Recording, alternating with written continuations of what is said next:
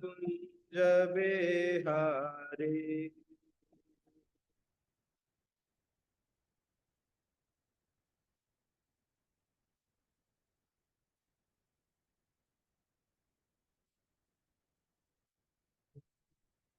चनवल्लभ गिरवरधारी।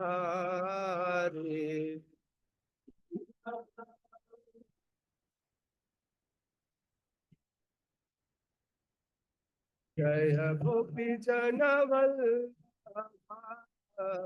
गिरवरधारी।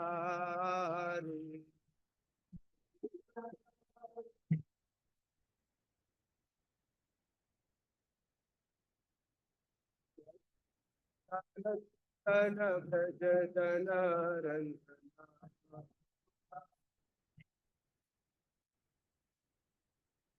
यशोदानंदन भज जनार्दन।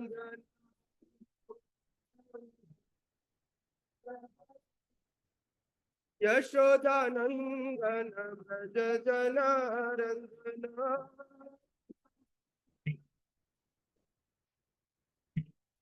यमुना तेरा वन जारी।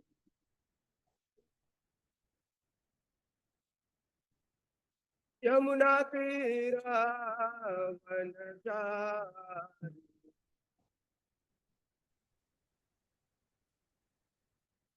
जय राधा रसिहारी।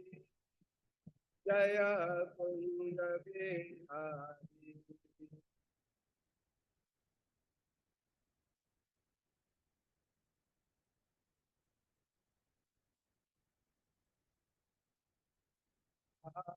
राधा रसिहारी। जय कुंद बिहारी।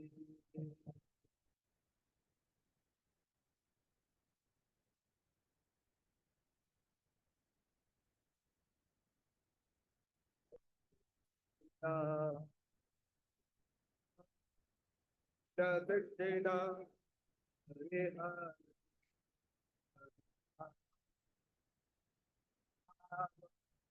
राम राम हरे हरे।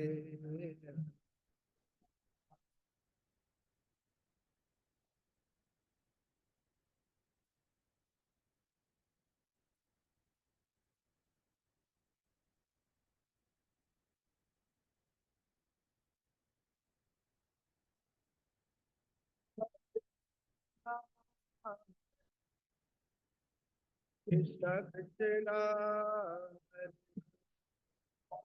हरे राम हरे राम राम राम हरे हरे।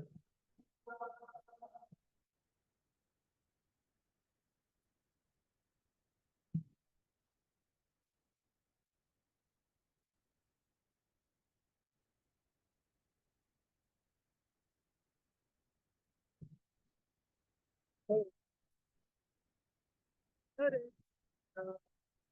कृष्ण कृष्ण हरे हरे हरे राम राम राम हरे हरे।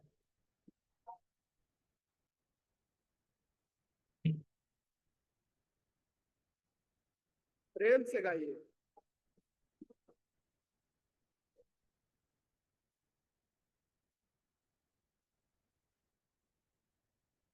हरे कृष्ण कृष्ण हरे हरे हरे राम राम हरे।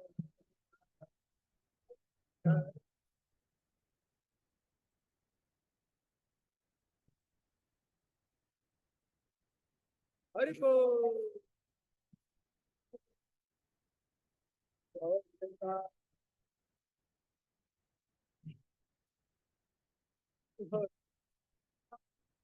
हरे कृष्ण कृष्ण कृष्ण हरे राम राम राम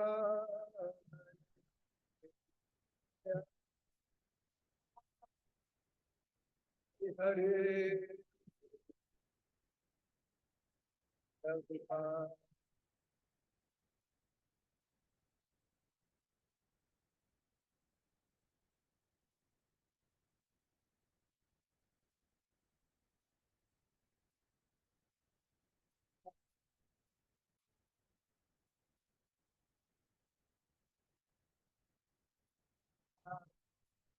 राम राम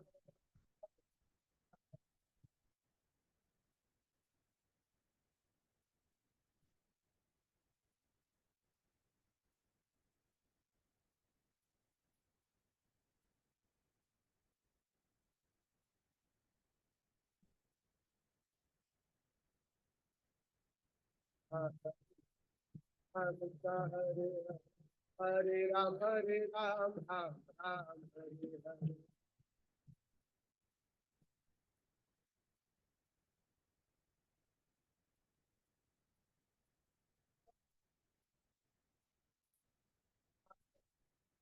हरे राम राम राम हरे।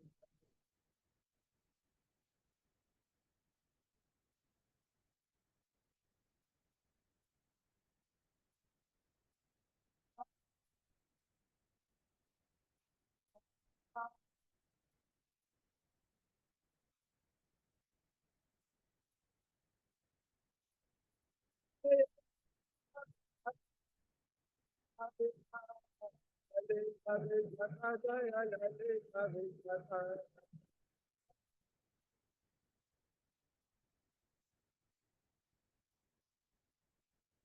जय सीताराम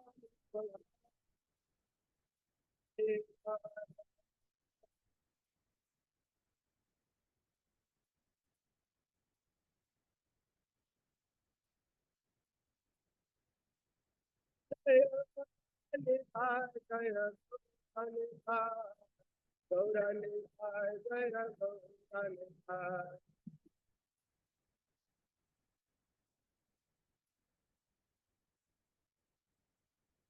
जय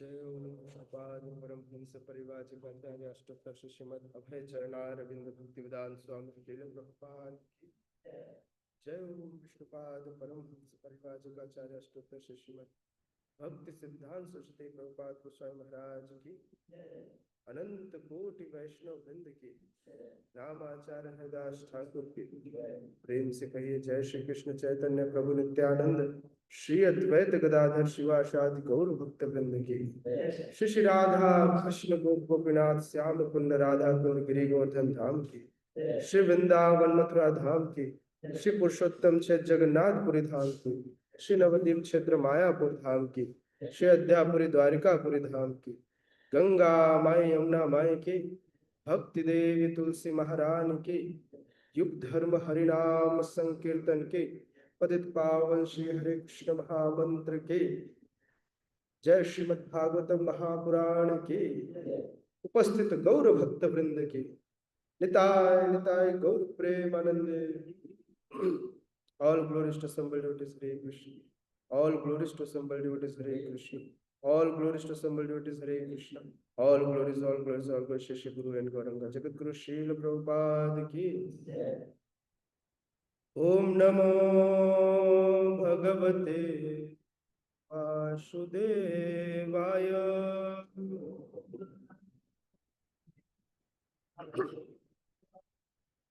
Om Namo Bhagavate Vasudevaya.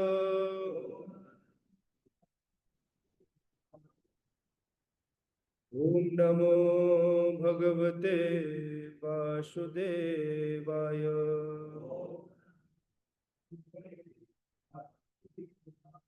Narayanam Namaskritya नरं चैव नरोत्तमं देवीं सरस्वतीं व्यासं ततो जयमुदीरये। नष्टप्रायेषु भद्रेषु नित्यं भागवत सेवया भगवती उत्तम श्लोके भक्तिर्भवते नैष्ठिके। कृष्णाय वासुदेवाय देवकी नंदनाय च नंदगोपकुमाराय गोविंदाय नमो नमः। मूकं करोति वाचालं पंगुं लंघ्यते गिरिं यत्कृपातमहं वन्दे श्रीगुरुदीनतारिणम्। परमानन्दमाधवम् श्रीचैतन्यईश्वरम्। श्रीमद्भागवतम चतुर्थ स्कंद अध्याय 6। इस अध्याय का शीर्षक है ब्रह्मा द्वारा शिव जी को मनाना। श्लोक क्रमांक 45। ध्यान से श्रवण करेंगे, फिर मेरे पीछे उच्चारण करें। त्वं कर्मणां मंगलं मंगलानां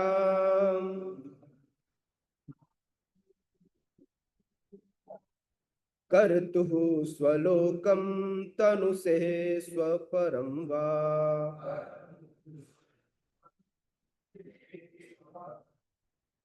अमंगलानां च तमिस्त्रमूलबणम् विपर्ययः केन तदेव कस्यचित्। त्वं कर्मणां मंगलमंगलानां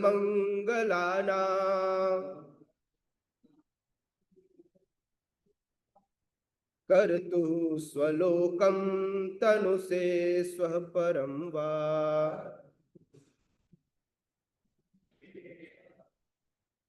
अमंगलानां च तमिस्त्रमूलबणम् विपर्ययः केन तदेव कस्यचित्। त्वं कर्मणां मंगलमंगलानां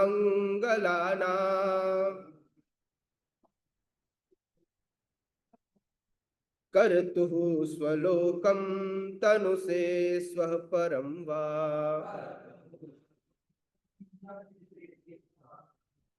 अमंगलानां च तमिस्त्रमूलबणम् विपर्ययः केन तदेव कस्यचित्।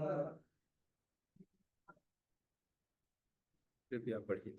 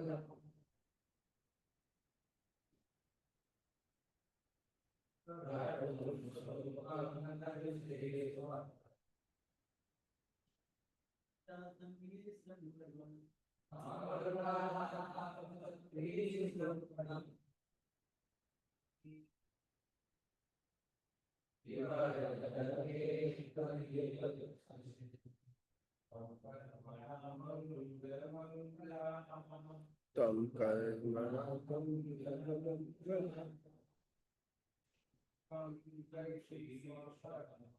कर्तु स्वलोकं तनुसे स्वपरं अमङ्गलानां च तमेष्टमङ्गलम्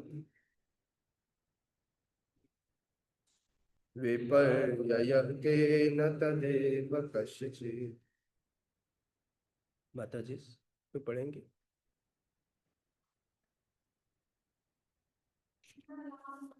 त्वं कर्मणा मङ्गलं मङ्गलानां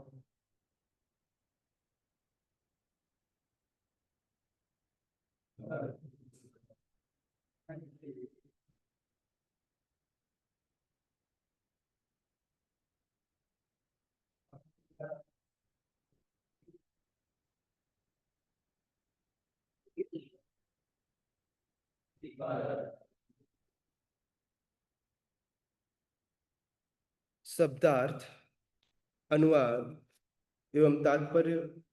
हिज डिवाइन ग्रेस अभय चरणारविंद भक्ति वेदांत स्वामी जगत गुरु शील प्रभुपाद जी के द्वारा।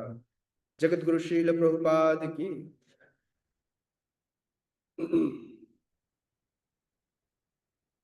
त्वम आप कर्मणा कर्तव्यों का मंगल हे परम सुख मंगलाना शुभ करने वालों का कर्तु कर्ता का स्वलोकम क्रम से उच्च लोक तनु से विस्तार करके स्व स्वर्ग लोक परम दिव्य लोक वा अथवा अमंगलानाम अमंगल का च तथा तमिस्त्रम तमिस्त्र नरक उल्बणम भयंकर विपर्ययः उल्टा केन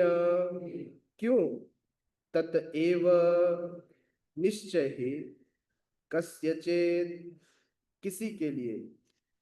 अनुवाद। हे परम मंगलमय भगवान, आपने स्वर्गलोक आध्यात्मिक वैकुंठ लोक तथा निर्गुण ब्रह्म के क्षेत्र को शुभ कर्म करने वाला का गंतव्य निर्दिष्ट किया। इस प्रकार जो दुराचारी हैं उनके लिए अत्यंत घोर नरकों का सृजन किया है। तो भी कभी कभी ये गंतव्य उलट जाते हैं। इसका कारण तय कर पाना अत्यंत कठिन है। कृपया मेरे पीछे दोहराएं। हे परम मंगलमय भगवान, आपने स्वर्गलोक आध्यात्मिक वैकुंठ लोक तथा निर्गुण ब्रह्म के क्षेत्र को शुभ कर्म करने वालों का गंतव्य निर्दिष्ट किया है। इसी प्रकार जो दुराचारी हैं उनके लिए अत्यंत घोर नरकों का सृजन किया है। तो भी कभी कभी ये गंतव्य उलट जाते हैं। इसका कारण तय कर पाना अत्यंत कठिन है। श्रील प्रभुपाद अपने तात्पर्य में लिखते हैं, श्री भगवान को परम इच्छा कहा गया। परम इच्छा से ही प्रत्येक घटना घटती है। इसलिए कहा जाता है कि उनकी इच्छा के बिना एक पत्ता भी नहीं हिल सकता। सामान्य रूप से नियम यह है कि शुभ कर्म करने वाले स्वर्ग लोक को जाते हैं, भक्तजन वैकुंठ लोक अर्थात आध्यात्मिक जगत को जाते हैं और निर्गुण चिंतक निर्गुण ब्रह्म के तेज में समाहित हो जाते हैं। किंतु कभी कभी यह नियम बदल जाता है, यह केवल भगवत कृपा से होता है। कोई उदाहरण है क्या? अजामिल, है ना। शिला प्रभुपाद लिखते हैं कि अजामिल जैसा पापी केवल नारायण का नाम लेते ही तुरंत वैकुंठ लोक को प्राप्त हो गए। यद्यपि नियम पूर्वक वह अपने पुत्र को पुकार रहा था, किंतु भगवान ने इसे गंभीरता से लिया। भगवान ने उस नाम की महिमा की स्थापना की और उसके पाप पूर्ण कर्मों के बावजूद उसे वैकुंठ लोक भेज दिया। आइए समझते हैं आज के श्लोक के तात्पर्य को। ओम अज्ञानतिमिरन्धस्य ज्ञानञ्जन शलाकया चक्षुरुन्मीलितं येन तस्मै श्री गुरवे नमः। श्री चैतन्य मनोभीष्टं स्थापितं येन भूतले स्वयं रूपः कदा मह्यं ददाति स्वपदान्तिकम्। वन्देऽहं श्रीगुरुः श्रीयुतापदकमलं श्रीगुरुन् वैष्णवांश्च श्रीरूपं साग्रजातं सहगण रघुनाथान्वितं तं सजीवं साद्वैतं सावधूतं परिजन सहितं कृष्ण चैतन्य देवं श्री राधा कृष्ण पादा सहगण ललिता श्री विशाखान्वितांश्च नमो विष्णुपादाय कृष्णपृष्ठाय भूतले श्रीमते भक्तिवेदांत स्वामिनिति नामिने।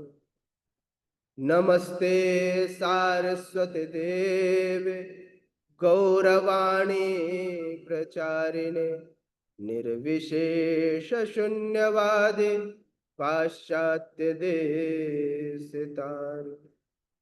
नमो महावदान्याय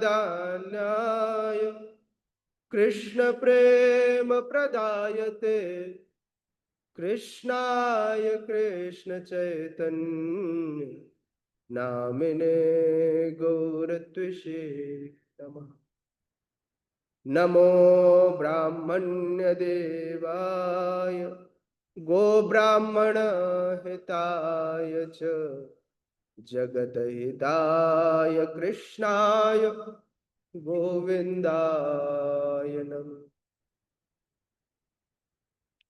हे कृष्ण करुणा सिंधु दीनबंधो जगतपते गोपेश गोपिका कांत राधा कांत नमोस्तुते।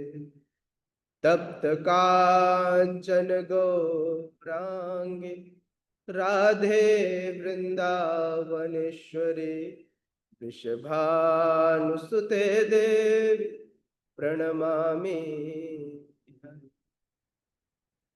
नीलाम्बुजश्यामलकोमलाङ्गं सीतासमारोपितवामभागं पाणौ महासायकचारुचापं नमामि रामं रघुवंशनाथम्। वाञ्छाकल्पतरुभ्यश्च कृपा सिन्धुभ्यैव च पतितानां पावनेभ्यो वैष्णवेभ्यो जय श्री कृष्ण चैतन्य प्रभु नित्यानंद, श्री अद्वैत गदाधर श्रीवासादि गौर भक्त वृंद।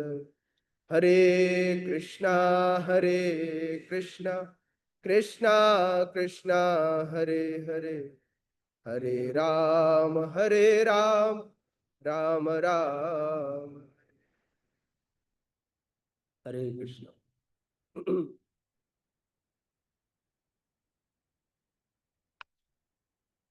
ब्रह्मा जी दक्ष प्रजापति के यज्ञ के विध्वंस के पश्चात शिव जी के क्रोध को शांत कर उन्हें पुनः यज्ञ स्थापना हेतु मनाना चाहते हैं। इसलिए इस अध्याय का शीर्षक है ब्रह्मा द्वारा शिव जी को मनाना। मनाना क्यों पड़ रहा है? मनाते किसको है? जो रूठ जाता है। लेकिन जब ब्रह्मा जी कैलाश पर पहुंचे तो उन्होंने एक आश्चर्यजनक चीज देखी। उन्होंने देखा शिव जी कुपित ही नहीं है। शिव जी बड़े शांत और गंभीर मुद्रा में है।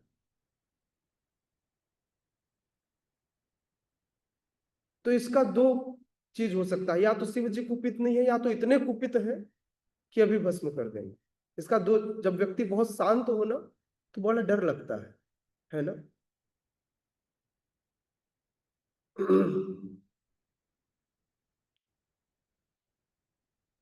शिव जी शिव जी अपने डर को छुपाते, सॉरी, ब्रह्मा जी अपने डर को छुपाते हुए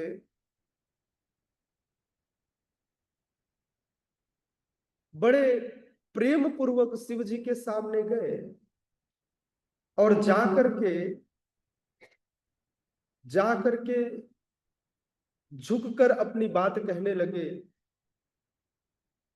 और जो बात कहते हैं ना, ये बड़े इस्कॉन वाले जो भक्त लोग हैं ना, इनको बड़ा विरोधाभास लगता है। तो ये बात ब्रह्मा जी कह रहे हैं और शिला प्रभुपाद ने इसकी व्याख्या की है। तो थोड़ा ध्यान से सुनिएगा, कंफ्यूज मत होइएगा, है ना। ब्रह्मा कहते हैं, हे शिव, मैं जानता हूं कि आप भौतिक जगत के नियंता हैं और इस दृश्य जगत में माता पिता के तुल्य है। भगवान भगवत गीता में कहते हैं, अहम बीज प्रदाता, कहते हैं ना। तो फिर ये कैसे माता तुल्य हो गए? इस्कॉन से पहले हम मंगलाचरण में कहते थे, मंगलाचरण में एक श्लोक गाते थे, क्या? कर्पूर गौरम करुणावतारम संसार सारम भुजगेंद्रहारम सदा वसंतम हृदयारविंदे भवम भवानी सहितम नमामि। ये कैसी प्रार्थना है? आज तक हमने सुना था हमारे हृदय में परमात्मा बैठते हैं। यहां हम कह रहे हैं भवम भवानी सहितम नमामि। कहा? सदा वसंते हृदयार विंदे, मेरे हृदय में आकर के हे शिव, हे माता भवानी, आकर आप विराजमान हो जाए। या दूसरे शब्दों में इसका तात्पर्य है कि आप ही विराजमान है। कैसे समझे इसको? विरोधाभास हो गया ना। और यहां ब्रह्मा जी भी यही कह रहे हैं कि आप संपूर्ण इस दृश्य जगत के माता पिता के तुल्य, आप इस जगत से भी परे परम ब्रह्म है। ये फिर कंफ्यूज कर दिए। आप परम ब्रह्म है, अभी तक तो हमने सुना था ईश्वर परम कृष्ण सच्चिदानंद विग्रह अनादिर आदिर गोविंद सर्व कारण कारण। दो चीजें एक साथ हो रही है ना। ये मैं तो नहीं कह रहा हूं, कौन कह रहे हैं? ब्रह्मा जी कह रहे हैं।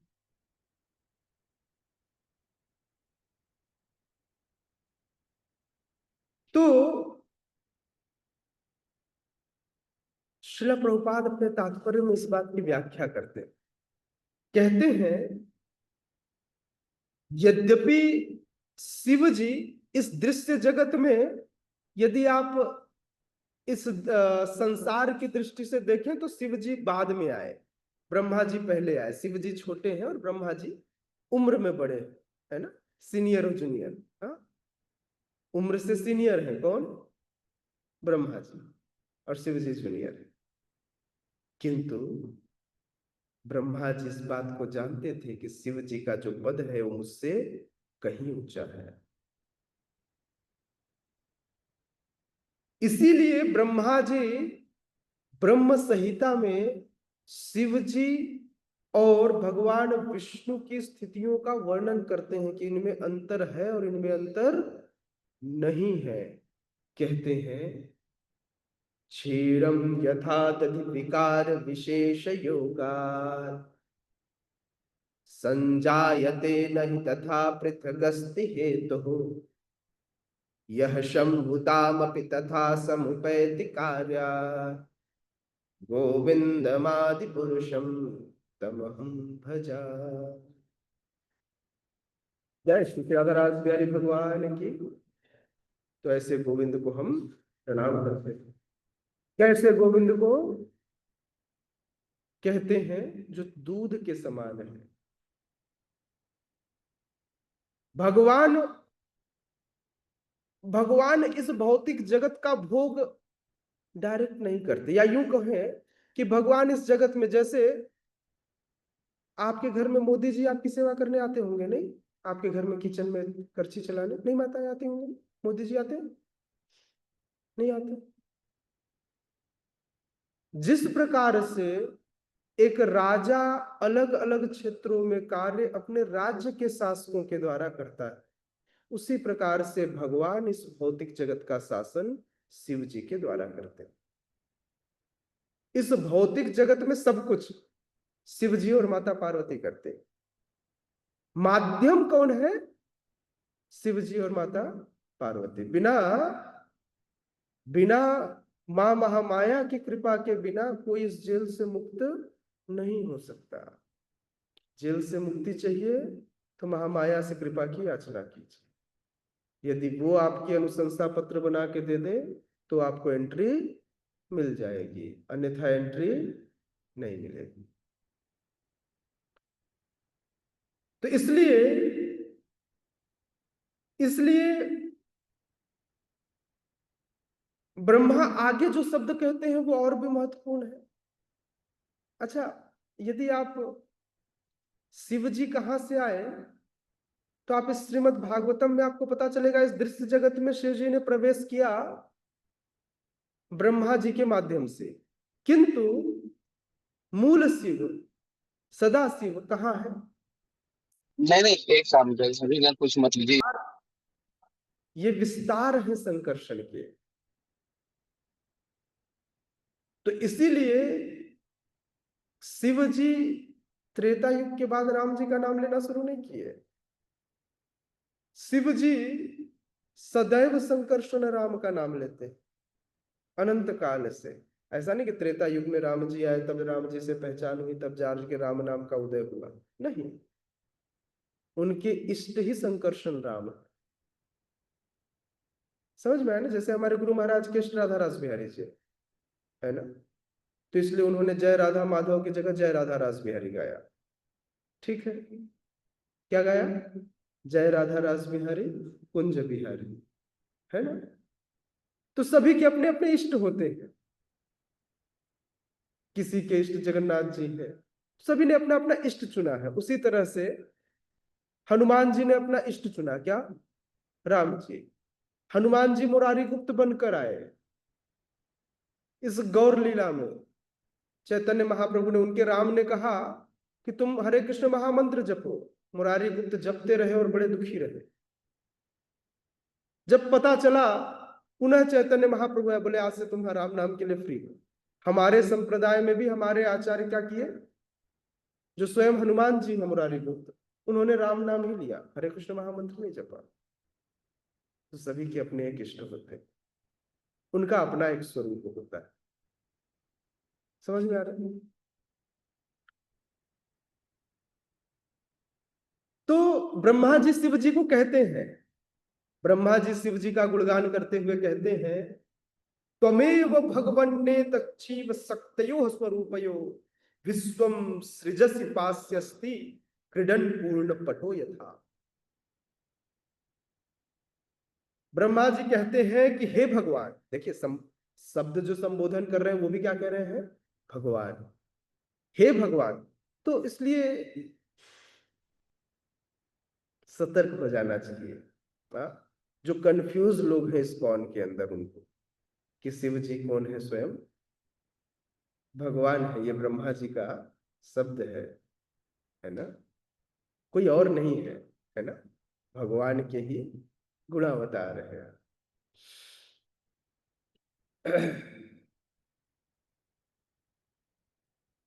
भक्ति रसामृत सिंधु, भक्ति रसामृत सिंधु में गुरु महाराज हर बार दीक्षा में पढ़कर बताते हैं कि हर वैष्णव को चाहिए कि वो गणेश जी की पूजा करे। सुना है आप लोगों ने? पता नहीं आप लोगों ने सुना है या नहीं सुना है। दीक्षा में गुरु महाराज सदैव कुछ नियम पढ़कर बताते हैं। उसमें भक्ति रसामृत सिंधु से गुरु महाराज कोट करते हैं कि हमें सदैव गणेश जी की पूजा करनी चाहिए अपनी भक्ति में विघ्नों को टालने के लिए। गुरु महाराज करते भी हैं।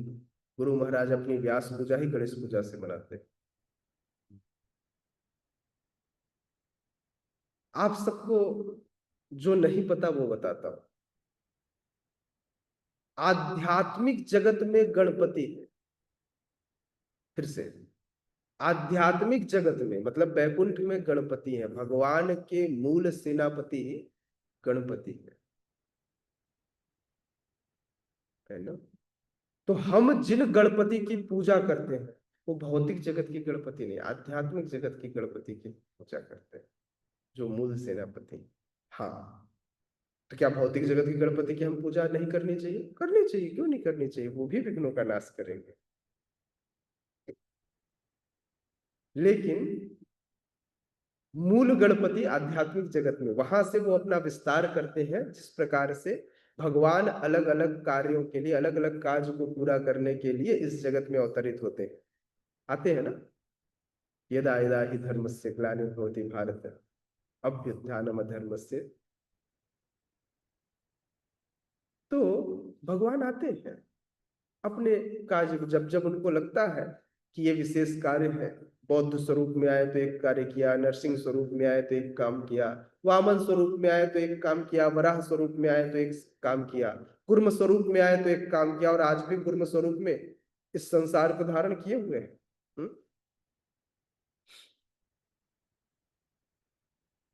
चैतन्य मंगल में लोचनदास ठाकुर वर्णन करते हैं कि एक बार शिव जी को, इन्हीं शिव को जिनकी हम बात कर रहे हैं, एक बार शिव जी को भगवान विष्णु का महाप्रसादी प्राप्त हुआ। महाप्रसादी समझते हैं? भगवान का उच्चिष्ट। एक बार शिव जी को भगवान का महाप्रसादी नारद जी के माध्यम से प्राप्त हुआ। कितना पता है? नारद जी के खाने के बाद जितना उनके नखों में लगा हुआ था उतना ही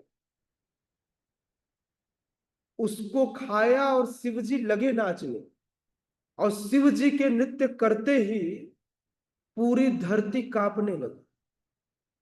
अचानक अनंत शेष को अपना फन उठाकर देखना पड़ा कि भाई प्रलय का समय तो आया नहीं, शिव जी क्यों नाचने लगे। और शिव जी ऐसे नाचे कि पृथ्वी रसातल तक पहुंच गई। माता पृथ्वी को आकर प्रार्थना करना पड़ा। किससे? दौड़कर माता पृथ्वी आई, और आकर के माता पृथ्वी ने माता पार्वती के चरण पकड़ लिए, बोले माता बचाइए, आज तो ये डुबो के ही मानेंगे।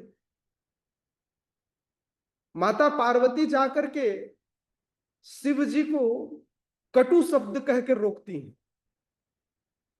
और शिव जी तब जाकर अपने भावावेश से बाहर आते। शिव जी कहते हैं पार्वती, तुमसे बड़ा द्रोही और तुमसे बड़ा दुश्मन इस संसार में मेरा कोई नहीं है, मेरे आनंद का क्षण को डुबा दिया तुम। तभी हाथ जोड़कर माता पार्वती अपने बगल में खड़ी पृथ्वी को दिखाती हैं और कहती हैं, इनके संकट को देखते हुए मैंने आपके इस योग आवेश को, इस भाव आवेश से आपको बाहर निकाला। जब मूल कारण समझा तो शिव जी बहुत प्रसन्न हुए, है ना। तो एक क्षण में प्रसन्न और एक क्षण में क्रोधित हो जाते हैं, ऐसे हैं हमारे भोलेनाथ, है ना। तो ये महाप्रसादी, हम लोग को रोज महाप्रसादी मिलता है। कितने लोग नाचे, बोले प्रभु जी वो वाला दीजिए ना, वो जो पनीर वाला टुकड़ा है ना, वो वाला चाहिए। समझ रहे, महाप्रसादी में भी हम छांट लेते।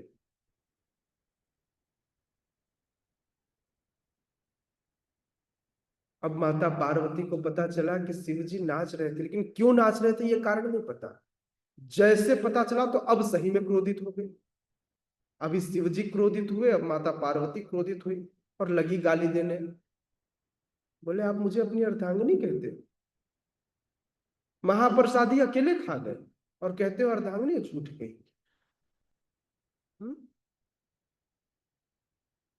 अब माता पार्वती ने अन्न जल त्याग दिया और एक प्रतिज्ञा की, एक प्रतिज्ञा की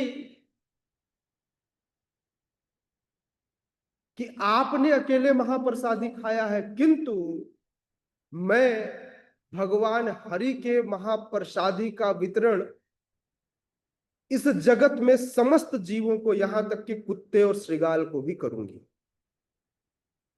बोलिए माता कात्यायनी की, सोच रहे हैं कितने दयालु होती है, नारायणी है। हाँ, अभी नारायणी का 9 दिन का समय गया है। माता ने अपनी कृपा सब पर दिखाई है, और उनकी ही कृपा से उन्होंने जैसे ये संकल्प लिया, जैसे ये प्रण लिया, नारायण प्रकट हो गए उनके सामने। बोले ये क्या कह दिया। अब चूंकि वैष्णवी के मुख से निकला है कि वे उनके उच्चिष्ट का वितरण सबको करेंगी, यहां तक कि पतित से पतित व्यक्ति, कुत्ते और श्रृगाल को भी सबको करेंगे। तो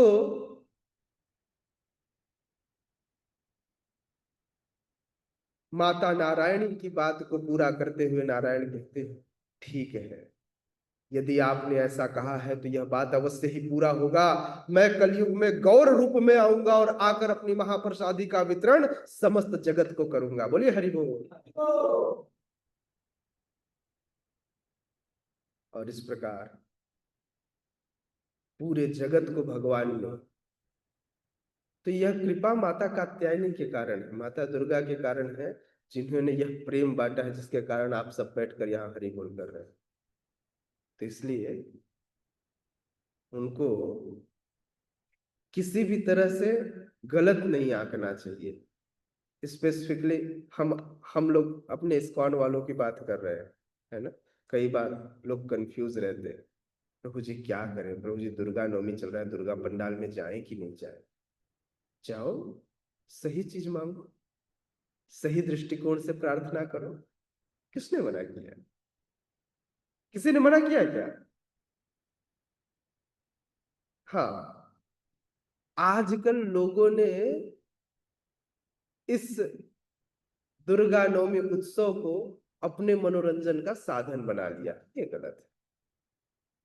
यह माता दुर्गा की आराधना कर उनकी कृपा पाने का समय, और यदि उनकी कृपा हो गई तो जिन्होंने अपनी कृपा से आप सबके बीच में चैतन्य महाप्रभु का प्रेम बंटवाया है, आपको लगता है कि वो किसी भी तरह से आपके आराधना के योग्य नहीं।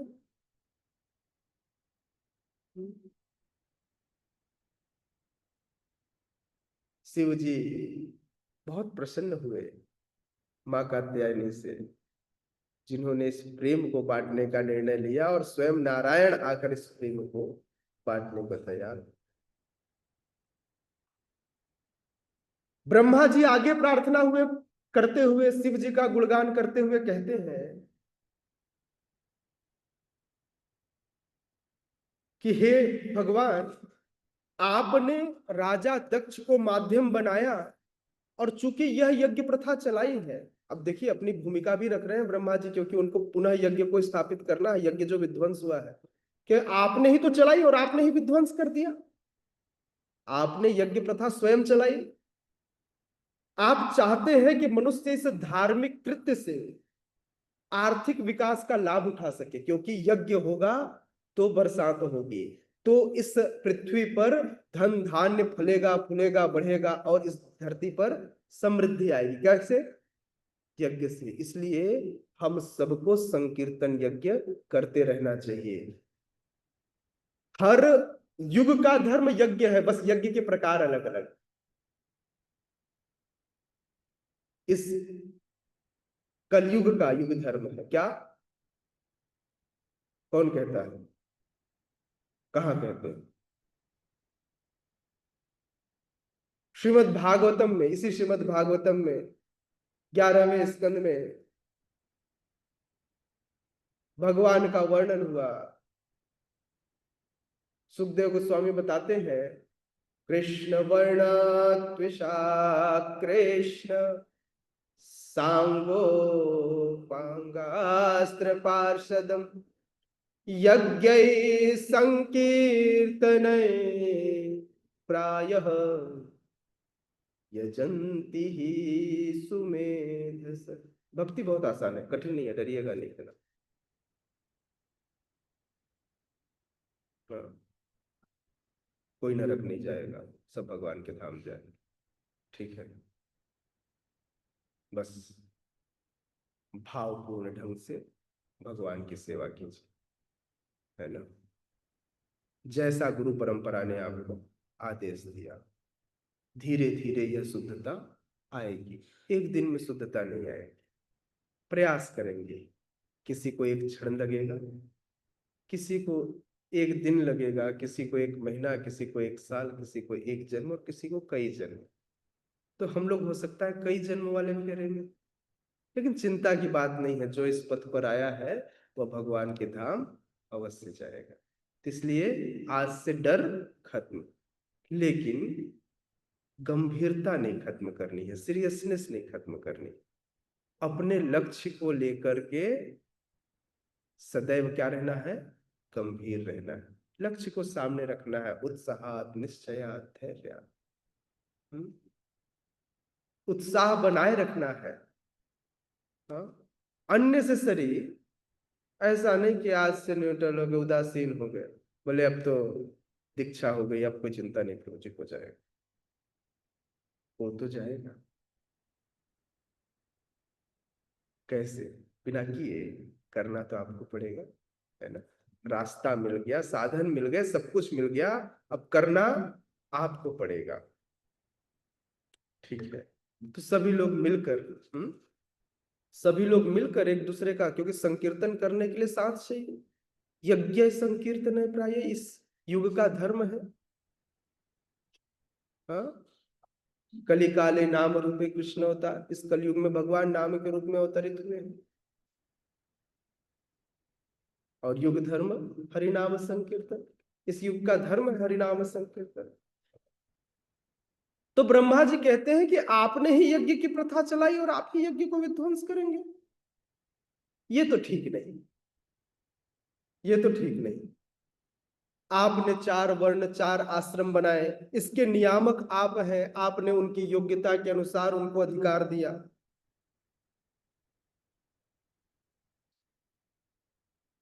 तो इस प्रकार जब सब लोग आपके आज्ञानुसार कार्य कर रहे हैं, तो हे परम मंगलमय भगवान, संबोधन देखिएगा, चूकिएगा नहीं। ब्रह्मा जी कह रहे हैं शिव जी को, हे परम मंगलमय भगवान। शिव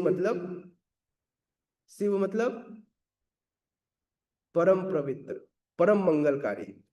शिव के शब्द का अर्थ ही होता है परम मंगल, है ना? तो कहते हैं हे परम मंगलमय भगवान, आपने स्वर्ग लोक बनाए, आपने आध्यात्मिक वैकुंठ लोक और निर्गुण ब्रह्म क्षेत्र, इनको भी आपने अलग अलग कर्म करने वालों को अलग अलग स्थान निर्दिष्ट किया।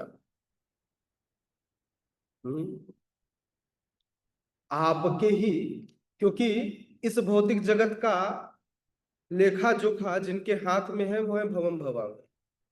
कौन? शिव जी और माता पार्वती। आपने देखा है, अगर पति जो है चीफ मिनिस्टर हो तो पत्नी को भी क्या कहा जाता है?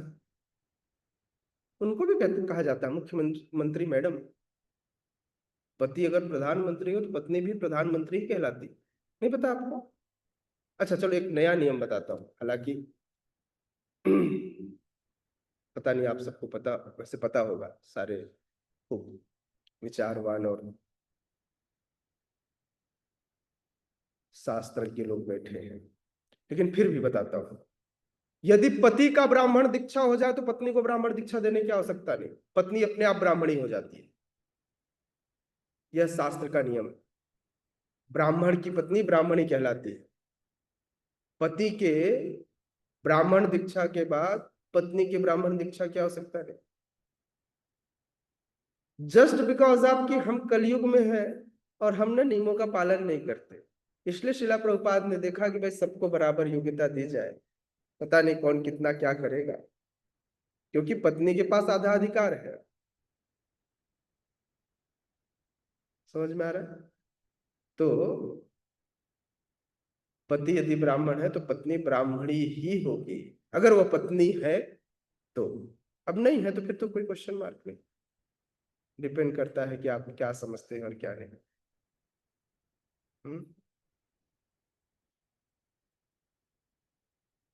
इसलिए योग्य वर का चुनाव किया जाना चाहिए, विवाह वैदिक होना चाहिए। इसलिए शास्त्रों में विवाह सदैव सदैव शास्त्र संगत होने का ही आदेश देते हैं। आजकल की तरह जो ये किसी भी तरह का विवाह हो जाता है, यह ठीक नहीं, क्योंकि इससे शास्त्र के नियम भंग होते हैं। फिर ब्राह्मण की पत्नी ब्राह्मणी नहीं हो पाएगी, क्योंकि योग्यता ही नहीं है। अब योग्य वधु न हो, योग्य वर न हो तो गड़बड़ हो जाएगा। इसलिए समान वर्णों में विवाह होना चाहिए, है ना। फिर न हो पाए तो कुछ और भी नियम शास्त्रों में है कि कैसे कैसे पति कौन होना चाहिए, पत्नी कौन होनी चाहिए। हाँ, इसका वर्णन भी शास्त्रों में दिया गया है।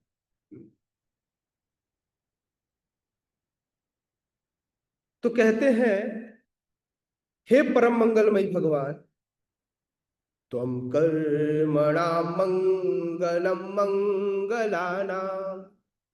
भगवान शिव को क्या कहा गया? परम मंगलकारी। कौन कह रहे हैं? ब्रह्मा जी कह रहे हैं। ध्यान ध्यान देने की बात है ना, भूलना नहीं चाहिए कि मैं, मेरे या आपके वचन नहीं है, ब्रह्मा जी के वचन है। ब्रह्मा जी कह रहे हैं, हे परम मंगल मैं भगवान, आपने व्यक्ति की योग्यता के अनुसार, उनके कर्म फलों के अनुसार उनको स्वर्गलोक प्रदान करते हो।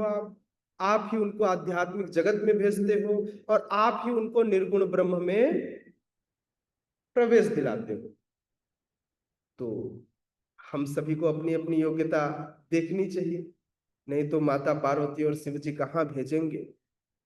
क्योंकि इसके बाद जो शब्द कहते हैं वो और महत्वपूर्ण है। कहते हैं, इसी प्रकार जो दुराचारी हैं उनके लिए नरकों की व्यवस्था भी आप करते हो।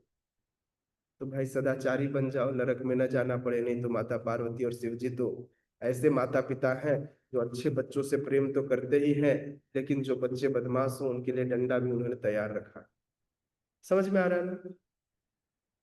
तो नर्क का प्रावधान भी है। इवन तो है तो माता पिता समस्त जीवों के, लेकिन माता पिता यदि बच्चा यदि बच्चा सदाचारी न हो, आदेश का पालन न करे, तो उसके लिए दंड देना भी जानते हैं। आजकल के माता पिता की तरह नहीं कि बच्चे को बिगाड़ लिए और बाद में हाय हाय हाय हाय मेरा बच्चा मेरा सुनता ही नहीं। अरे कैसे नहीं सुनेगा? नर्क बनाया उसके लिए, दंड का प्रावधान रखा, सही समय पे सही डंडा मारा?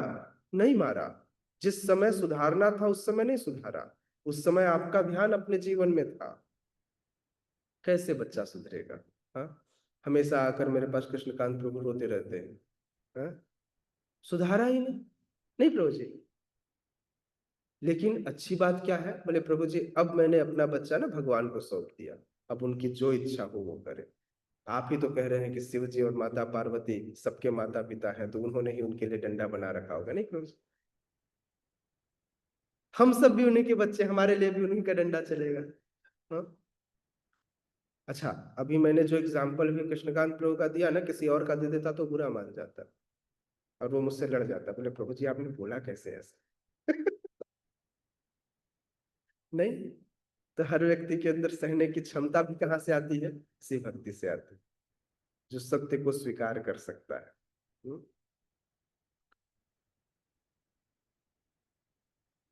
लेकिन ब्रह्मा जी एक बात की ओर इंगित करते हैं, वो इससे भी ज्यादा महत्वपूर्ण है कि आप माता पिता हैं, आपने सबका गंतव्य निर्धारित किया है, एक नियम बनाया है, किंतु यह गंतव्य कई बार उल्टा हो जाता है। तो ऐसा कैसे होता है?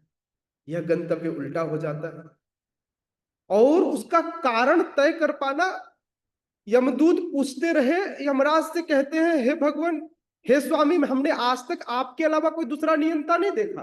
हमें तो लगता था इस ब्रह्मांड में, इस भौतिक जगत के आप अल्टीमेट नियंता हैं, आपसे भी बड़ा कोई है क्या? हमारे नियमों को नहीं माना गया, यमदंड को तो ऐसे फेंक दिया गया जैसे उनके लिए कुछ हो ही ना। कौन सी कथा सुन रहे हैं आप? अजामिल की कथा। हाँ, अजामिल की कथा में नारायण नाम का उच्चारण करते हुए यमपास से बंधे अजामिल के सामने जैसे विष्णुदूत आए, उनके तेज से यमदंड बिखर गया, अपने आप छूट गया। और उनकी तेज को तो यमदूत सहन नहीं कर पा रहे थे, और जिस तरह से दुत्कारा। अच्छा, धर्म की बात भी करते हैं यमदूत। यमदूत कहते हैं आप सब दिखने में तो बड़े देव के समान प्रतीत हो रहे हैं, शरीर में बहुत तेज है, लगते धर्माचारी हैं, लेकिन आप दुराचारी जैसा काम कर रहे हैं। किसको कह रहे हैं? विष्णुदूतों को। विष्णुदूत मुस्कुराए, बोले आपको लग रहा है दुराचारी, ठीक है, हो सकता है, संभवतः ऐसा भी हो। हम्म? लेकिन हमारा काम तो यही है कि अजामिल जाएगा हमारे साथ। नियम पलट गया। वो बता रहे अरे भाई, हमने देखो इसका खाता लाया है, ये पहले दिन का, ये दूसरे दिन का, ये तीसरे दिन का, इस दिन इसने ये किया, इसको मारा, इसको पीटा, इसको लूटा, इसका इज्जत खराब किया, पूरा रिकॉर्ड सामने रख दिया। अब पूरे रिकॉर्ड को सामने रखने के बाद फिर विष्णुदूत कहते हैं भाई हमारे पास अंतिम रिकॉर्ड है, अभी इसने कहा था नारायण। बोले इससे क्या? बोले वो हमें नहीं पता, यहां ये सब कुछ बराबर होता है।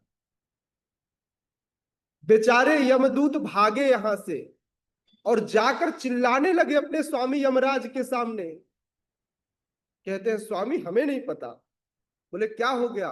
बोले आज आपके आज्ञा की अवज्ञा हुई है, आपके नियमों को लोगों ने नहीं माना। आज के नियम आज से संसार में लागू नहीं होंगे, क्योंकि कुछ चमकदार लोग आ गए हैं और उन्होंने आपके आज्ञा का उल्लंघन करना शुरू कर दिया है। अजामिल जैसे पापी को छुड़ा कर ले गए, हमारे हाथ से छीन कर ले गए। बोले अजामिल? बोले कुछ और बताओ। बोले क्या हुआ था? बोले उन्होंने उसका अंतिम खाता दिखाया और उसमें एक नाम दिखाया, बोले ये नाम जो लेता है उसके बाद कुछ नहीं करना पड़ता। हरे कृष्णा, हरे कृष्णा, कृष्णा कृष्णा, हरे हरे, हरे राम, हरे राम, राम राम, हरे हरे। केवल नारायण नाम लेने मात्र से अजामिल अपने उस कर्म बंधन से छूट गया। आज यमराज के यमपुरी में कथा सत्संग बैठा। यमराज बोले बाकी सारे दूतों को भी बुला लो, आज विशेष कथा सुनाता हूं। और यमपुरी में कथा चलने लगा नाम महिमा का, हरि नाम महिमा की कथा उस दिन चली। और यमराज ने उस नाम महिमा को अपने दूतों को बताया और बताया बताया कि हे मेरे प्रिय सेवकों, आज के बाद तुम जब भी पृथ्वी लोक पर किसी को लेने जाओ तो देखना, यदि उसके माथे पर ऊर्ध्वपुंड लगा हो, उसके गले में कंठी माला हो, और यदि उसने हरि नाम का उच्चारण किया हो, तो उसे लेकर यमपुरी में कभी मत आना। हरि बोल नहीं हुआ, ये तो ठीक है। इसके बाद की स्थिति सुनो। अब परेशानी ये है कि यमदूत तो लेकर जाएंगे नहीं, और आप इतने शुद्ध हुए नहीं कि आपको भगवत धाम मिले। आप करोगे क्या? धोबी का कुत्ता, न घर का न घाट का। समझ में आ रहा है? भगवत धाम मिलेगा नहीं क्योंकि शुद्ध हुए नहीं।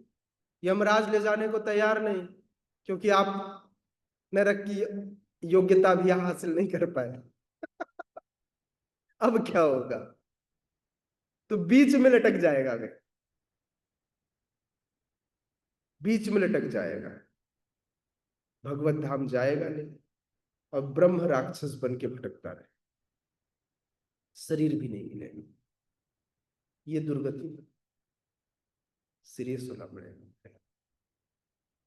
नहीं तो यदि आप सीरियस नहीं हुए, कम से कम यमपुरी जाने के बाद, यातना झेलने के बाद फिर से नया शरीर मिलने का चांस तो था। ब्रह्म राक्षस कब तक बने रहेंगे यह कहना भी बड़ा मुश्किल।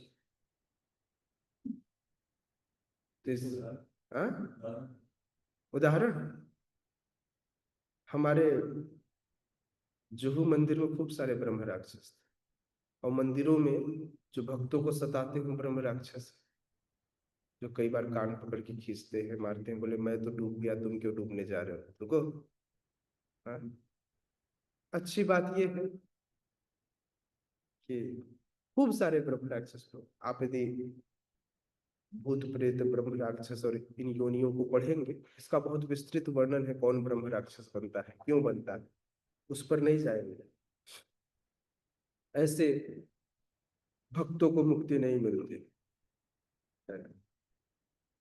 विशेषकर ब्रह्म राक्षस मंदिर के इर्द गिर्द ही रहते हैं। हाँ?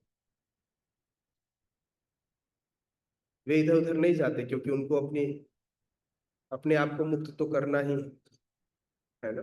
लेकिन याद रखिएगा, नरक तो नहीं जाओगे आप लोग, क्योंकि इतनी हरिनाम कर चुके हो। लेकिन भगवत धाम भी मेरा तो मुश्किल है, तो इसलिए मैं भगवान से प्रार्थना करता हूँ कि आप सब अपने चरणों के, भक्तों के चरणों के धूल मिले, ताकि मैं थोड़ा और गंभीर हो सकूं अपनी भक्ति को लेकर। इस योग्य बनना पड़ेगा, योग्यता हासिल करनी पड़ेगी। मैं नहीं कह रहा हूं कि मैं योग्य हूं प्रभु, मैं तो कह रहा हूं कि मुझे आप सबके साथ की जरूरत, आप सबकी कृपा की आवश्यकता है। गंतव्य उलट जाता है। तो प्रश्न यह है, क्या अजामिल नारायण नाम लेते ही भगवत धाम गया? नहीं, सिर्फ यमदूत को भगा दिया गया। विष्णु दूतों ने उसको वहीं छोड़ा, और आगे उसने अपने जीवन में शुद्ध भक्ति किया, रह करके जीवन के अगले कुछ समय तक, और भक्ति करके अपने आप को शुद्ध करके भगवत धाम गया। शास्त्रों में यह कथन विदित है कि एक व्यक्ति के पास इतना पाप करने की करोड़ों अरबों या जन्म जन्मांतर तक इतनी क्षमता नहीं है, जितना एक बार यदि कोई हरि का नाम ले ले तो उस नाम में जितना उसे मिटाने की क्षमता है। किंतु पाप मिटेगा, भक्ति कैसे मिटेगी? तो उसके लिए आपको प्रयास करना होगा। तो अजामिल तुरंत ऐसा नहीं कि विष्णुदूत इधर हर यमदूत वहां से चले गए और विष्णुदूत अजामिल को लेकर चले गए ना, ऐसा नहीं हुआ, ऐसा कहीं नहीं लिखा। अजामिल को छोड़ दिया गया। अब अजामिल ने अपनी भक्ति की, अपने पार्ट की। अब अजामिल ने अपने जीवन को उस शुद्धता से जिया, अपने आप को शुद्ध किया, शुद्ध भक्ति की, और तब जाकर भगवत धाम गया। तो इस फेर में मत रहिएगा कि अजामिल तो एक बार नारायण लेकर, एक बार नारायण, हाँ, एक बार नारायण नाम लेकर भक्ति करने की स्वीकृति उसे प्राप्त हो गई, वह नरक नहीं गया, यमपुरी नहीं गया, यह हुआ। लेकिन उसके बाद भक्ति तो करनी ही पड़ेगी। नियम उलट गया कि इतना पाप करने के बाद भी वह यमपुरी नहीं गया, लेकिन भगवत धाम जाने के लिए भक्ति तो करना ही पड़ेगा, कोई दूसरा रास्ता नहीं है। हरे नाम हरे नाम एव केवलम कलौ नास्तैव नास्तैव नास्तैव गतिर् अन्यथा।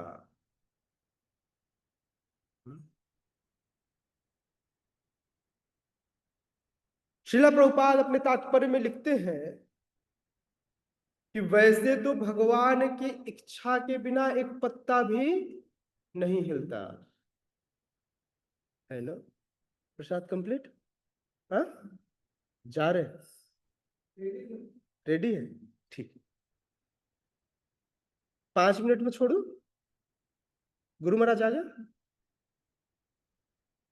तो, गुरु महाराज आ गए, बोले बुला लो सबको।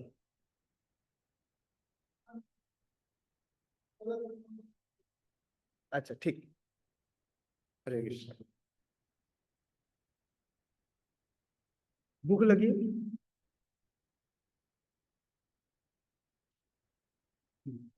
है? अच्छा, इसकी भूख है, ठीक है। देख लो भाई, आप लोग इनको मार सकते हैं, उन्होंने कहा है जिनको भूख लगी होगी तो उनके भूख के साथ मैं समझौता कर रहा हूँ। लगी है ना? ठीक है। अब एक कर्ण से महाप्रसाद, फिर मुख से महाप्रसाद। श्रीला प्रभुपाद कहते हैं कि राजा दक्ष जो था वो यज्ञ करके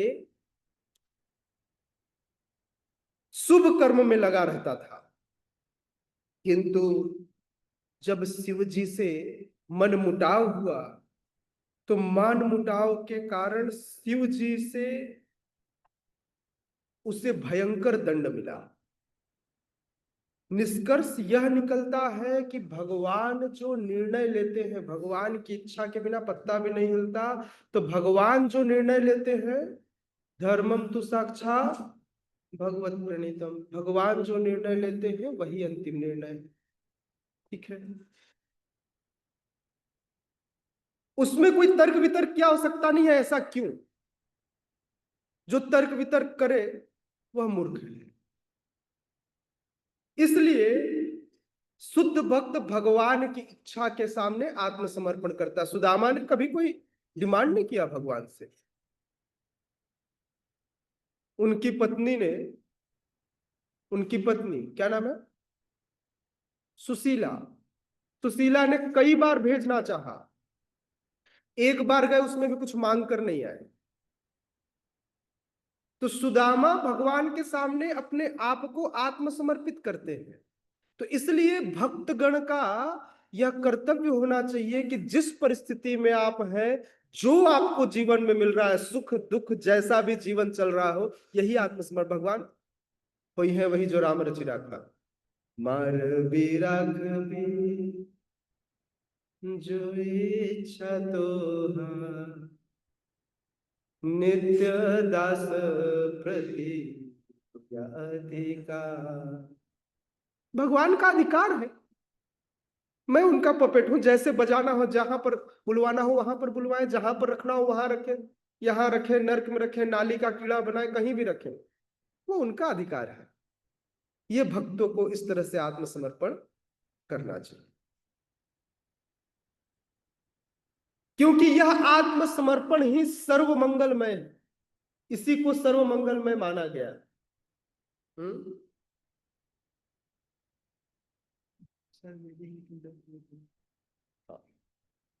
ठीक है, आपको भूखे रहना पड़ेगा, यही आदेश है, जब तक मैं कथा करते रहूं।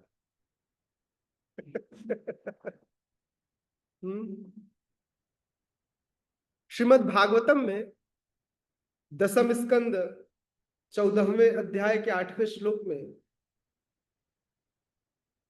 इस बात का वर्णन करते हुए कहते हैं, तत्तेनुकंपां सुसमीक्षमाणो भुञ्जान एवात्मकृतं विपाकम् हृत्वाग्वपुर्भिर्विदधन् नमस्ते जीवे यो मुक्तिपदे सदायका।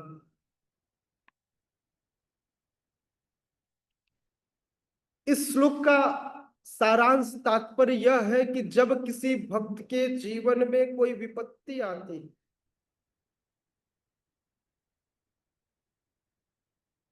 जब किसी भक्त के जीवन में कोई विपत्ति आती है तो वह उसे भगवान का आशीर्वाद मान लेता है। मैं नहीं ना, मुझे तो बड़ा गुस्सा आता है, तो इसलिए वो वाली पोजीशन हासिल करनी कि विपत्ति आए और हमें वह आशीर्वाद लगे। कितने लोग को जीवन के कष्ट में आनंद आता है? नहीं आता।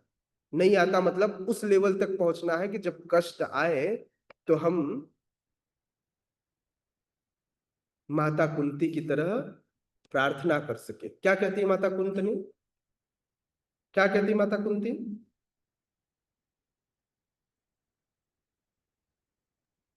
हे प्रभु मुझे दुखी दीजिए।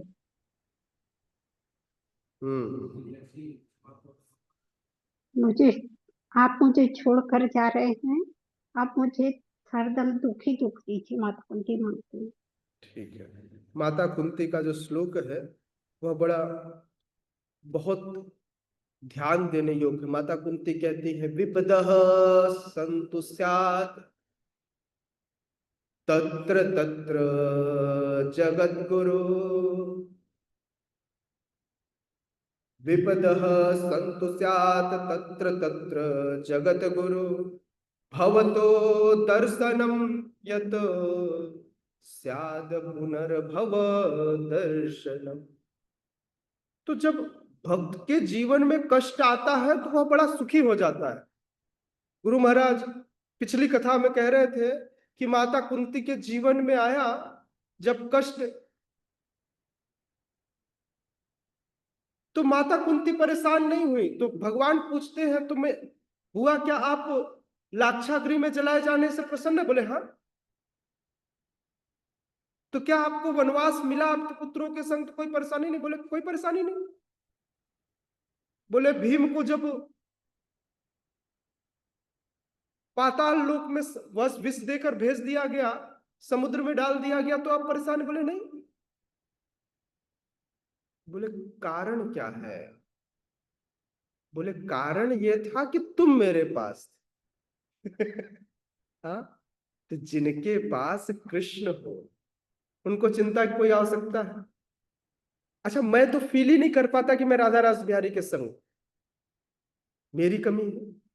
लेकिन जिनके पास राधा रास बिहारी हो उनको कोई परेशानी की आवश्यकता है? गुरु महाराज को फील ही नहीं होता कि यहाँ कोई दिक्कत है। मैं दिन भर चिल्लाते रहता हूँ, महाराज ऐसा हो गया, महाराज वैसा हो गया, इस भक्त को परेशानी है, यहाँ ये परेशानी है, मंदिर में ये काम नहीं हो रहा है, ऐसा नहीं हो रहा।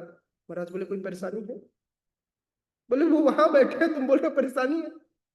राधा रास बिहारी के घर में कोई परेशानी? तो उसके लिए वह लेवल चाहिए सोचने के लिए। मेरा लेवल नहीं है। मुझे तो चारों तरफ परेशानी ही परेशानी। ऐसा लगता है भगवान, लगता है सबसे ज्यादा दुश्मनी आपकी मेरे से ही, सारा कष्ट आप मुझे ही देके रखे। हाँ, आदि दैविक आदि भौतिक आध्यात्मिक सारे कष्ट मेरे ही जीवन में। हाँ, सारे ताप मुझे ही संभालने। अच्छा, लोग मुझे परेशान करे न करे, मेरा मन मुझे बहुत परेशान करता है। मतलब मेरे जीवन में आध्यात्मिक कष्ट इतना है आप पूछ नहीं सकते। मैं सबसे ज्यादा अपने आप से परेशान रहता हूं। हाँ, क्या करूं, जीवन ऐसा ही। तो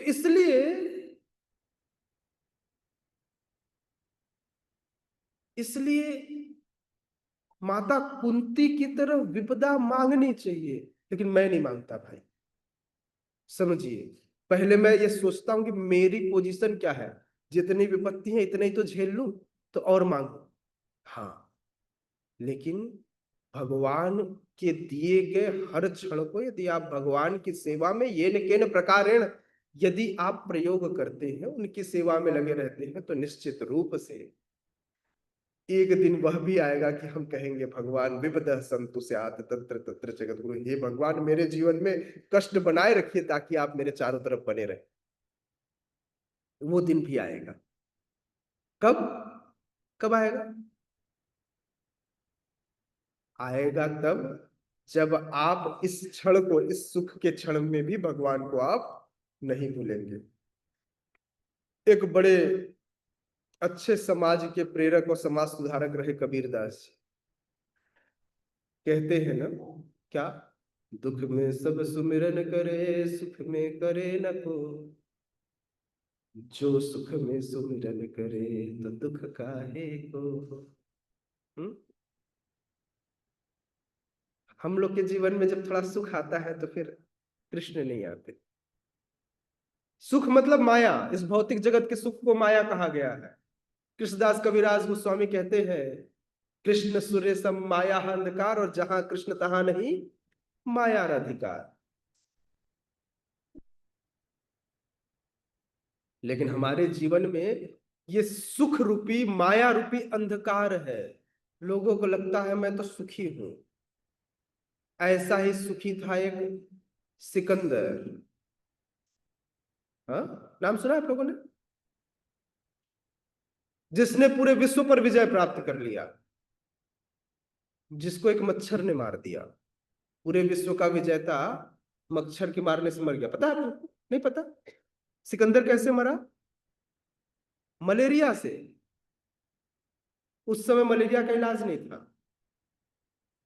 सिकंदर को मलेरिया, एक मच्छर ने काटा, मलेरिया हुआ, और सिकंदर जीवन के अंतिम क्षण में था। तब उसने अपने मंत्री को बुलाया और कहता है, वैसे मैंने कई बार ये कथा सुनाई है, नहीं सुना आप लोगों ने? याद किसी को नहीं रहता। अब मुझे तो कुछ ही कथा याद है, क्या करूं, मैं हर बार कथा रिपीट कर देता हूं। घुमा फिरा के एक ही बात, करना क्या है ना? तो सिकंदर कहने लगा कि मैं जब मर जाऊं तो मेरे शरीर को, मेरे इस पार्थिव शरीर को दफन कर देना, किंतु जब दफनाना ऐसे कि मेरा दोनों हाथ मिट्टी से बाहर दिखता रहे, ऐसा ऐसा करके दफनाना। मान गया उनका महामंत्री। बोले ठीक है, कोई इच्छा होगी बादशाह की, महाराज है भाई, कुछ भी कर सकते हो। बोले मेरी शोभा यात्रा निकालना। बोले हाँ बिल्कुल, आप जैसा कहें वैसा निकालेंगे। बोले शोभा यात्रा में जितने मैंने धन कमाए हैं, सोना चांदी हीरे जवाहरात जितने कमाए हैं, उसको उस रास्ते पे बिछा देना जिस रास्ते से मेरी अंतिम शोभा यात्रा निकले। बोले अच्छा। बोले ये अब लगी ना राजशाही वाली, अंतिम संस्कार, वो भी राजाओं वाली। बोले लेकिन शोभा यात्रा में मेरे शव को रस्सी से बंधवा देना, और ये जो बड़े बड़े तुमने डॉक्टर बुला रखे हैं, संसार के सबसे बड़े डॉक्टर जो इलाज करने आए हैं, ये लोग मेरे शव को उसी रास्ते में घसीटते हुए खींचते हुए लेकर जाएंगे। बोले अरे, मैं सोच रहा था बढ़िया बड़ा सा बग्घी बनाऊंगा, हाँ रथ बनाऊंगा, उसमें लेकर जाऊंगा, ऐसा क्यों? तो बोले मैं दिखाना चाहता हूं, मैं इस संसार को दिखाना चाहता हूं कि सिकंदर जिसने पूरा विश्व जीत लिया, वह जीवन के अंत में जब वह मरा तो उसके हाथ में कुछ नहीं था। संसार के सबसे बड़े डॉक्टर भी उसे न बचा सके। उसने जीवन भर जितना धन कमाया उसके रास्ते में बिछे थे, लेकिन एक भी धन का कण वह अपने साथ न ले जा सका। खाली हाथ आए थे हम, खाली हाथ जाएंगे। तो इसलिए इस संसार की मोह माया, इस संसार का संसारिक सुख, यह अंधकार का प्रतीक है। कृष्ण सूर्य सम माया अंधकार। याद रखिएगा, जो जो इस चकाचौंध में फंसा रहेगा वहां कृष्ण नहीं आएंगे। जहां कृष्ण तहां नहीं माया अधिकार। जिनके घर में कुत्ता जिन्होंने पाला उनके घर में भी कृष्ण नहीं आएंगे। हाँ, या तो व्यक्ति भगवान की सेवा करेगा या कुत्ते की। दोनों एक दूसरे की विरोधाभास है, डीओजी डॉग और जीओडी डॉग। हाँ? भाई जीओडी गॉड कृष्ण की सेवा करेगा, अगर कृष्ण की सेवा नहीं करा तो क्या करेगा? माया की सेवा। कौन? उसका उल्टा क्या होता है? DOG dog. कुत्ते की सेवा करेगा तो एक, आपको पता है कुत्ता अस्पृश्य होता है, अगर उसे स्पर्श कर ले तो नहाना पड़ता है। कुत्ते को बहुत अशुद्ध माना गया है ना।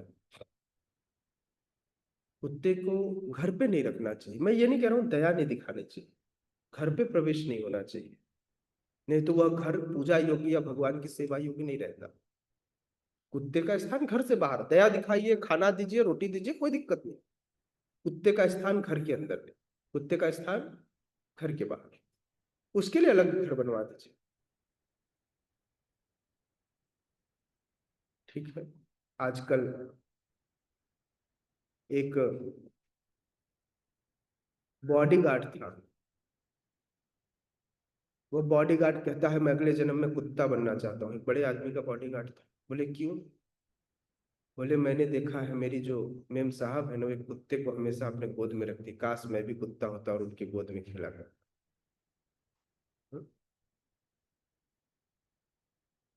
तो आजकल लोगों की नियत और नियति दोनों बदल गई है।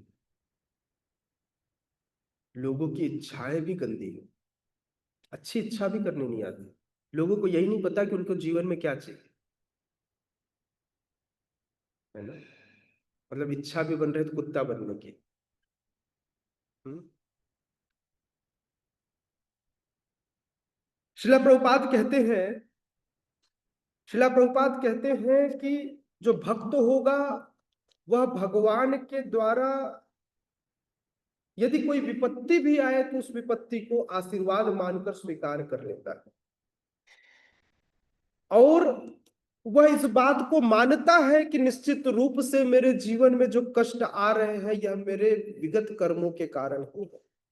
मैंने जो कर्म किए हैं ये मेरे प्रारब्ध हैं, मेरे कर्म के कारण ही मैं फल भोग रहा हूं। यह भक्त मानता है और इससे प्रसन्न रहता है, इससे दुखी नहीं होता हूं। बोले ठीक है।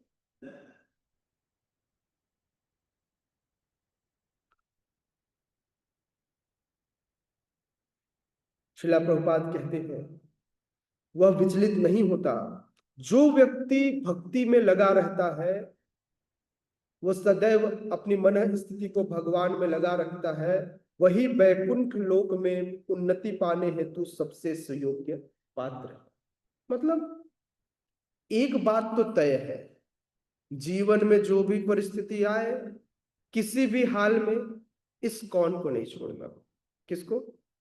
इस कान को। इस कान से श्रवण करते रहना, और श्रवण करने के लिए क्या चाहिए? इस्कॉन। क्या चाहिए? तो न तो इस्कॉन को छोड़ना है और न है इस्कॉन को छोड़ना है, दोनों को पकड़ के रखना है, ठीक है, ताकि जीवन भर हम श्रवण करते रहें और भक्ति में लगे रहें। तो इस्कॉन और इस्कॉन का दोनों का बड़ा अचूक योगदान है भक्ति में। अच्छा, इस्कॉन मतलब ठप्पा नहीं, इस्कॉन मतलब शिक्षा। फिर से, इस्कॉन मतलब ठप्पा नहीं, इस्कॉन मतलब शिक्षा। शिला प्रभुपाद की शिक्षाओं को जीना चाहिए। हर व्यक्ति जो शिला प्रभुपाद की शिक्षाओं को जीता है, 4 नियम का पालन करता है, वो इस्कॉन। समझ में आ रहा है? जो शिला प्रभुपाद की शिक्षाओं को जीता है, जो शिला प्रभुपाद के चरण कमलों में श्री गुरु चरणे रति यही से उत्तम गति आर न करी मने आशा।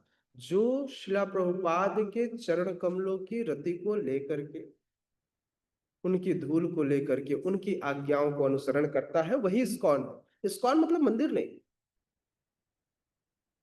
इस्कॉन मतलब शिक्षा, श्रीला प्रभुपाद की शिक्षा, वो इस्कॉन। ऐसा थोड़ी कि इस्कॉन मतलब इस चार, ये जो हमारा प्रांगण है, इस प्रांगण से बाहर इस्कॉन नहीं। आप इस्कॉन है, आप इस्कॉन है, आप सब इस्कॉन है। जो इस्कॉन को जीते हैं अपने अंदर, तो इस्कॉन आपके साथ चलता है। ठीक है,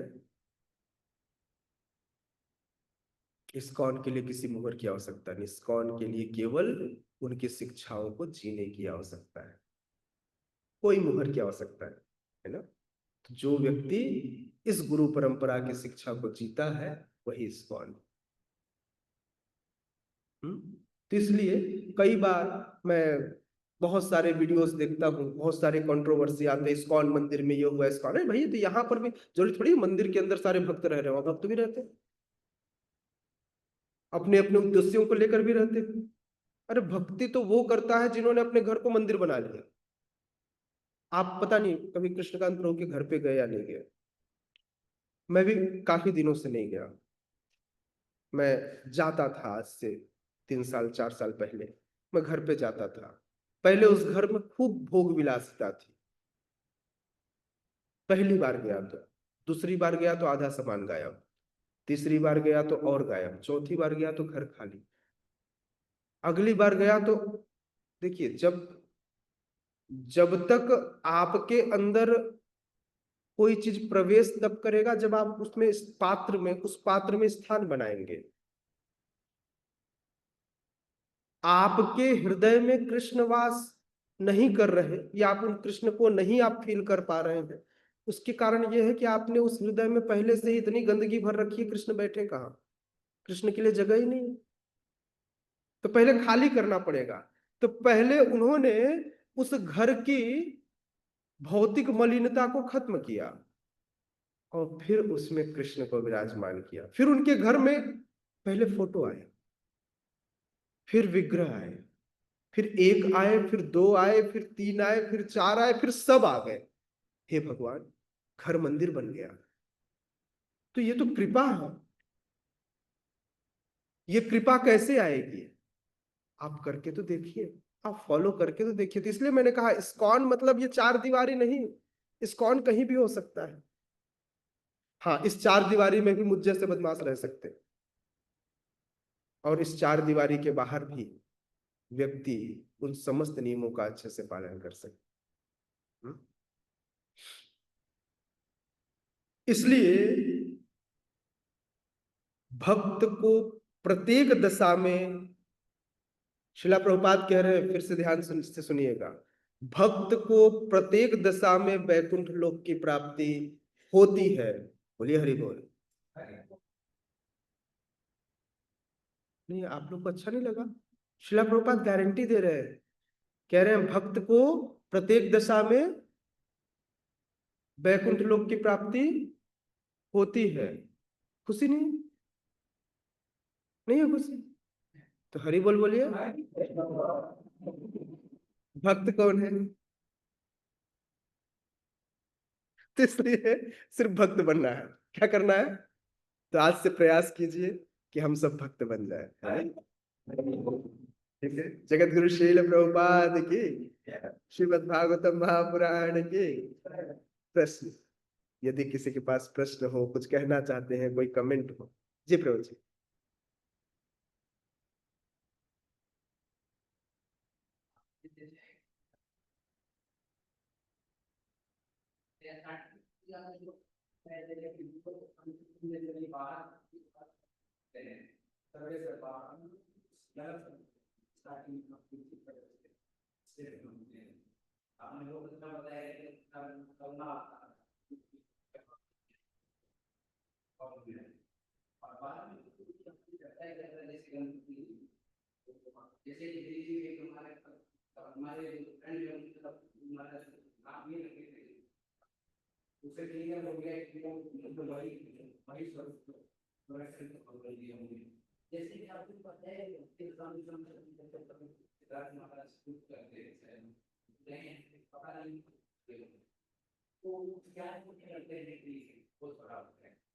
प्रत्येक भक्त को गणेश जी की पूजा करनी चाहिए, सिंपल स्टेटमेंट लिखा हुआ।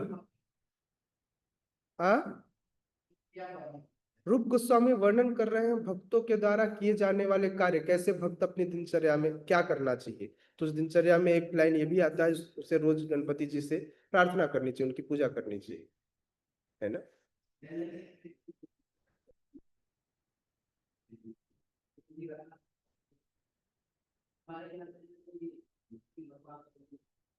हाँ, तो गणेश जी नरसिंह देव भगवान के बहुत प्रिय है, और उन्हीं से शक्ति प्राप्त करके वो हमारे विघ्नों की रक्षा करते हैं, इसमें कोई दो राय नहीं, है ना। तो इसलिए गणेश जी भी विघ्न विनाशक कहलाए, है ना। विघ्न विनाशक, मूल विघ्न विनाशक नरसिंह देव भगवान, लेकिन उनको भी विघ्न विनाशक की पदवी प्राप्त है। पता है आपको, गणेश जी को, उनको विघ्न विनाशक कहा जाता है। वक्रतुंड महाकाय सूर्यकोटिम समप्रभ निर्विघ्नं कुरु मे देव सर्वकार्येषु सर्वदा। तो किसी भी कार्य की निर्विघ्नता के लिए गणेश जी की पूजा करनी चाहिए। यदि आप चैतन्य मंगल पढ़ेंगे तो लोचन दास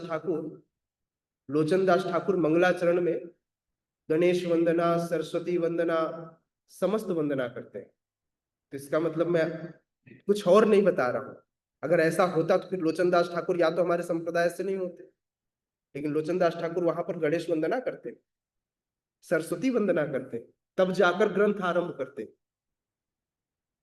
हम्म, ठीक है ना जी।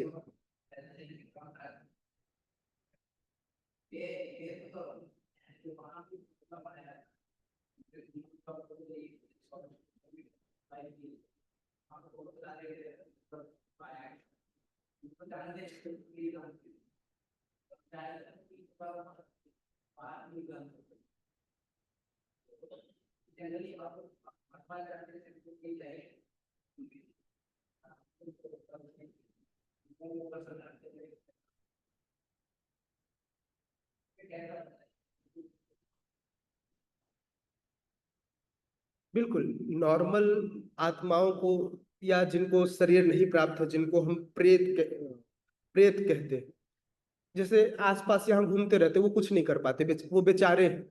मतलब प्रेतों से डरने की कोई आवश्यकता नहीं है, क्योंकि वो बेचारे हैं, जिनके पास कोई चारा नहीं है, शरीर नहीं है। लेकिन ब्रह्म राक्षस बहुत शक्तिशाली होते हैं। जब तक किसी आत्मा को किसी के ऊपर अध्यारोपित न किया जाए, किसी के द्वारा जबरदस्ती किसी के पर न डाला जाए, तब तक आत्मा कुछ नहीं करती। लेकिन ब्रह्म राक्षस स्वयं में इतने पावरफुल होते, क्योंकि वो भक्तगण है, पहले से उन्होंने भक्ति की, इतने पावरफुल होते किसी को भी हिला सकते। तो इसलिए भक्तों को ब्रह्म राक्षस जो है वो सुधारते हैं। तो यदि आप सुधर गए, अच्छे से भक्ति किए, तो ब्रह्म राक्षस कभी आपको परेशान नहीं करेंगे। प्रॉब्लम सिर्फ उनको होती है जो लोग भक्ति के नियमों को सही ढंग से पालन नहीं करते। हमारे गुरु महाराज बताते हैं कि जुहू मंदिर का जो बेसमेंट था, वहां पर भगवान के सामान, वो बेसमेंट था, उसमें सामान रखा जाता था। तो एक पुजारी थे, नाम मुझे पता है, नाम नहीं बताऊंगा, एक पुजारी थे। उस पुजारी, वो जैसे सोता तो उसको आके एक थप्पड़ मारा, तो फिर सोया, फिर दूसरा थप्पड़ पड़ा। तो जब भी वो जाता, उसको कई दिनों तक परेशान किया। तो आकर उसने, उस समय महाराज वहां पर पुजारी थे, बोले सिद्धार्थ महाराज, वहां पर मुझे बहुत परेशानी होती, वहां तो कुछ भूत प्रेत है। महाराज से आकर उसने, उस पुजारी ने आकर प्रार्थना की। तो महाराज गए। महाराज शुरू से ही तेज है हमारे, महाराज की आवाज से वो ब्रह्म राक्षस सामने आ गया। महाराज बोले, "ए, कौन है, क्यों मारता है इसको?" तो सामने से उसने रिप्लाई किया। वो कहता है कि ये भगवान की सेवा करने जाने से पहले अच्छे से नहाता नहीं है, 2 मिनट में नहा के चला जाता है, अच्छे से क्लीन नहीं होता। जिसको बोले इसके कान के पास भी देखो, अभी भी इसका पार्ट जो है गीला नहीं हुआ है। तो बोले पुजारी सेवा में जाने से पहले प्रॉपर शुद्धि की आवश्यकता होती है, इसको बोले अच्छे से नहा के जाए। तो महाराज समझाए, भैया और पीटेगा, इसलिए नहा धोआ के जाओ। तो महाराज उसको बोले कि ठीक है, तुम अब इसको मारो मत, मैं समझा लूंगा, है ना। तो ऐसे होते हैं, ठीक है। बुरे भी हो सकते हैं भाई, अगर उसकी कुछ इच्छाएं हो तो बुरे भी हो सकते हैं। मैं तो सिर्फ अच्छा पार्ट बता रहा हूँ, बुरा पार्ट थोड़ी बता रहा हूँ। हो सकता है। यस, और कोई प्रश्न? और कुछ कहना चाहते हैं? ठीक है, हमेशा पॉजिटिव बने रहिए, अच्छा सोचिए, अच्छा कीजिए, प्रयास कीजिए भक्ति करने का, जीवन आपका सफल होगा, खूब भक्ति होगी। और मुझे मेरे लिए प्रार्थना कीजिए कि मैं सदैव भक्ति कर सकूं। जगत गुरु शील प्रभुपाद की, उपस्थित गौर भक्त वृंद की, निताय निताय गौर प्रेमानंदे।